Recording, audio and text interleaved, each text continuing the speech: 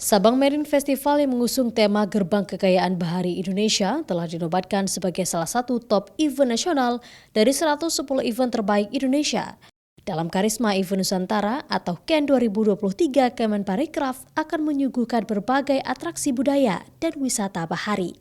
Pertunjukan seni kolosal dan atraksi pawai budaya yang akan digelar di daratan dan lautan bersama para panglima laut dan nelayan sebagai ujung tombak budaya bahari di kota Sabang. Nantinya kegiatan tersebut akan melibatkan sekitar 1.000 orang peserta, meliputi pelaku seni, komunitas masyarakat, nelayan, siswa pelaku usaha, serta unsur pemerintah. Dengan semangat kolaborasi demi titik balik kebangkitan pariwisata dan perekonomian masyarakat Sabang setelah pandemi. Partisipasi pelaku usaha juga menjadi salah satu target utama dalam pameran UMKM dan Ekraf yang turut dihadirkan rangkaian kegiatan SMF 2023. Ragam perlombaan bertema bahari, aktivitas bersih-bersih pantai, dan kenduri adat melaut dengan jamuan khas Aceh akan dibagikan secara gratis kepada pengunjung.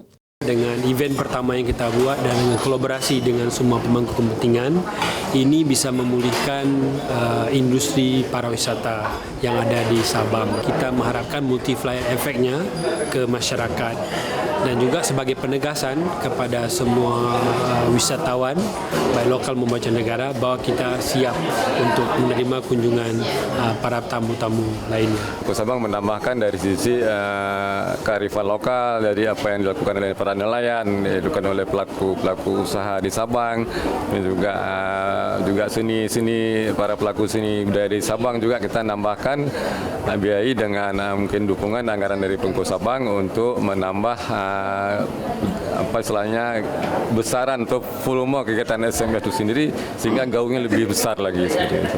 Selain telah lama dikenal sebagai salah satu tujuan wisata bahari terkemuka di Indonesia, Sabang menawarkan bentang alam dan laut yang menakjubkan. Wisata diving, snorkeling, windsurfing, hingga mancing mania sudah menjadi tujuan wisata ke Sabang. Serta Sabang juga telah kembali menjadi destinasi kapal pesiar dan yacer setelah pandemi. Syahril, Kompas TV, Sabang.